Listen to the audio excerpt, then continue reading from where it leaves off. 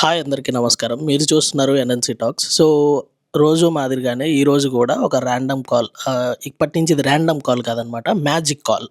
So, ఇలా magic call ఒక పర్సన్‌కి కాల్ చేద్దాం. యూకే మీద ఏంటి మీ ఒపీనియన్ ఏంది అనేది ఒకసారి మనం కనుక్కుందాం. సో, చూద్దాం ఆ పర్సన్ ఏం చెప్తారు. హలో. హాయ్ పూజ. హాయ్ నవీన్. ఎలా ఉన్నావు? బాగున్నావా? బాగున్నా. ఆహ్, ఎ నువ్వెలా ఉన్నావు? I'm good. Thank you. ఏం లేదు పూజ, అంటే నువ్వు రీసెంట్‌గానే యూకే వచ్చావు గదా! యెస్. సో, అంటే నీకు ఈ రీసెంట్ డేస్‌లోనే నీకున్న ఎక్స్‌పీరియన్స్ ఒకసారి, అంటే యూకే లైఫ్ ఎలా ఉంటది? స్టూడెంట్స్ యూకేకి రావచ్చా? అలానే నువ్వు ఇక్కడ ఫేస్ చేసిన స్ట్రగుల్స్ ఏంటి అనేది ఒకసారి ఏమన్నా మన స్టూడెంట్స్‌కి ఏమన్నా చెప్పగలుగుతావా? యాహ్! సో, ఇంకే రావాలి అంటే they have to prepare for everything. హ్మ్. అప్స్, డౌన్స్ ఎవ్రీథింగ్ అన్నిటికి రెడీ అంటే they have to come to UK. Struggles అంటే చాలానే ఉంటాయి. అండ్ మెయిన్‌లీ వెదర్ కండిషన్స్, దానికి కూడా మనం అలవాటు అవ్వాలి. ఓకే. సో, రాగానే మనకు అన్ని ఫెసిలిటీస్ ఏమి దొరకవు ఇండియాలో ఉన్నట్టు. హ్మ్. So we need to adjust according to the environment here. అన్నిటికి రెడీ అయ్యుంటే యూకే రావాలి అంటే నీకు ఏ స్ట్రగుల్స్, అంటే నువ్వు ఎలా వచ్చావు ఇక్కడికి? తర్వాత నీకిక్కడ సిట్యుయేషన్ ఎలా అనిపిచ్చింది? నీకు జాబ్ రాకపోయుంటే నీ పరిస్థితి ఏంటి? ఇప్పుడు మనం లోన్‌తో వస్తే వీ కెన్ సర్వైవ్ హ్మ్. With that money. హ్మ్. సో బట్ మనకి స్టెబిలిటీ ఉండాలి అంటే మనం ఏదో ఒకటి వెతుక్కోవాలి. హ్మ్. సో మనకి లోన్ లేకపోతే కొన్ని డబ్బులతోనే వస్తే ఫేస్ సో మెనీ స్ట్రగుల్స్. హ్మ్. నేను లోన్‌తో వచ్చాను. హ్మ్. I got job, part time దొరికింది. హ్మ్. సో రావడంతోనే మనకి దొరుకుతుందో దొరకదో అది మనకి తెలీదు. మనం ఎంత హార్డ్ వర్క్ చేసి ఎన్ని అప్లికేషన్స్ పెడితే, ఎన్ని గ్రూప్స్ లో జాయిన్ అయ్యే అందరినీ మనం రిఫరెన్సెస్ అడిగితే అప్పుడు మనకి దొరికే ఛాన్స్ ఉంది. బట్ రాగానే మనకు దొరుకుతుంది అని ఎవరిపైన మనం డిపెండ్ అవ్వద్దు.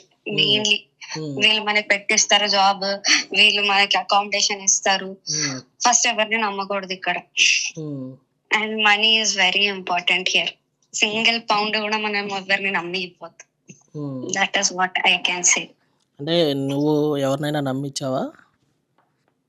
ఇవ్వలేదు, బట్ తెలుసుకున్నది చెప్పాను. ఓకే. ఓకే. నీకు ఎలాగా జాబ్ ఎలా వచ్చింది మరి? జాబ్ నేను ఎన్ఎన్సి గ్రూప్ అని ఒక గ్రూప్ లో జాయిన్ అయ్యాను. అది మీ గ్రూపే.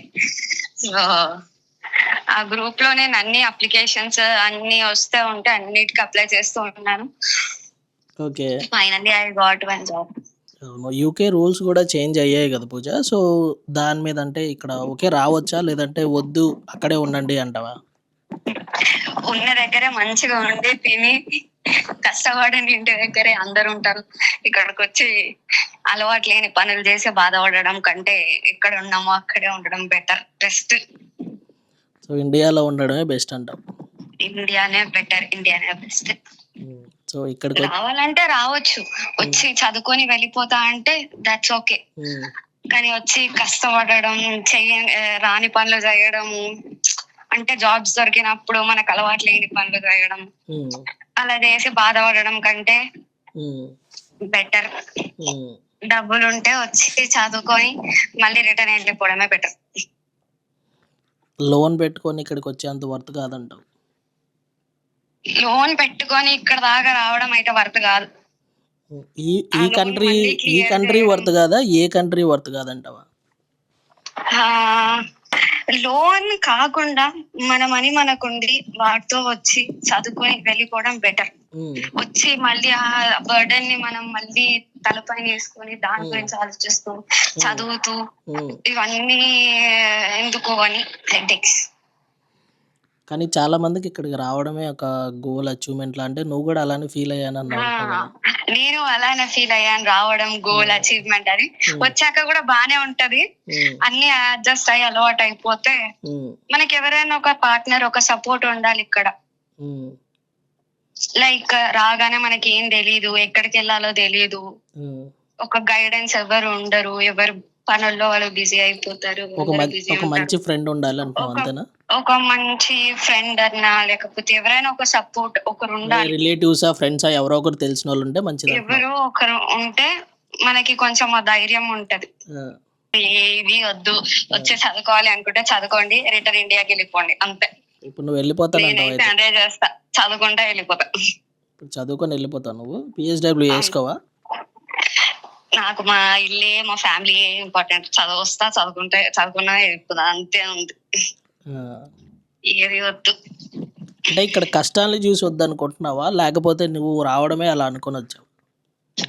రావడమే అలా అనుకోనే వచ్చాను, వచ్చి చదువుకొని వెళ్ళిపోవాలి అంతే. ఇప్పుడు జాబ్ రాకపోయింటే సిచ్యువేషన్ ఎలా అనుకునేదానివి?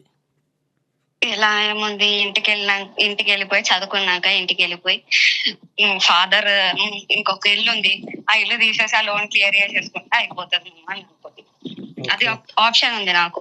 ఓకే. సో నేను ఇంత హెడ్ ఎగ్ తెచ్చుకొని ఏడిచి బాధపడే అంత, మనకి ఏదైనా ఒక స్కోప్ ఉంటే మనకు ధైర్యం ఉంటది అంతే. అలానే ఆ సెకండ్ ఆప్షన్ ఉందని మనం ఏం ట్రై చేయకుండా అట్లా ఉండడం కరెక్ట్ కాదు. మన ట్రై మనం చెయ్యాలి. అది ఇంత సేఫ్ సైడ్ గా ఆలోచిస్తున్నావు అంటే గుడ్. ఎందుకు మీ డాడీ ఏం చేస్తారు? మా డాడీ పోలీస్. పోలీస్లో ఏంటి? Circle inspector. అందుకు అంత ధైర్యంగా వెనక్కి వెళ్ళక కూడా ఉండగలను అంటున్నావు. మనకు సపోర్ట్ ఇచ్చే ఫ్యామిలీ ఉండడం కూడా ఇంపార్టెంటే. నీకు అక్కడ నచ్చకపోతే తిరిగి వచ్చే ఇంటికి అని కూడా అన్నారు మా వాళ్ళు. సో వాళ్ళు చెప్పారు కదా అని మనం వెళ్ళిపోతే ఇది కరెక్ట్ కాదు. మనం ఎన్ని కష్టపడి ఎన్ని స్టెప్స్ దాటి ఇక్కడ వరకు వచ్చాం, దానికి మనం స్టాండ్ తీసుకొని మన గోల్ రీచ్ అయ్యి మనం వెళ్ళిపోతే అప్పుడు ఒక మీనింగ్ ఉంటదని నా ఫీలింగ్. ఇక్కడ వరకు వచ్చినందుకు మనం కంప్లీట్ చేసుకోవాలి. మనం ఒక గోల్ పైన వచ్చాం మాస్టర్స్, అది అయిపోతే మన గోల్ అయిపోతుంది అంతే. ఆ లోన్ అవన్నీ సెకండరీ, ఎట్లనైనా క్లియర్ చేసుకోవచ్చు. ఒక సర్టిఫికేట్ కోసం వచ్చాం ఇంత దూరం, అది మన చేతిలో ఉంటే చాలా అంతే. ఇది నాకు తెలిసి ఎవరో ఆలోచించని పర్స్పెక్టివ్ నువ్వు అంటున్నావు. ఓకే. వచ్చిన 1 month కి అర్థమయ్యి యాక్చువల్లీ అంటే నేను వచ్చిన ఇనిషియల్ డేస్లో కూడా నాకు అదే అనిపించింది. ఏంటంటే నా ఎంటైర్ మా ఫ్యామిలీలో నాకు తెలిసి ఐఎమ్ ద ఫస్ట్ పర్సన్ ఇక్కడికి వచ్చి, అంటే అబ్రాడ్స్కి వచ్చి ఇలా మాస్టర్స్ చేసి ఒక డిగ్రీ తీసుకోవాలి. సో నాకు అదొక అచీవ్మెంట్ లానే ఆ టైంలో అనిపించింది. సో ఓకే, ఇది ఒక పర్స్పెక్టివ్ అనుకోవచ్చు.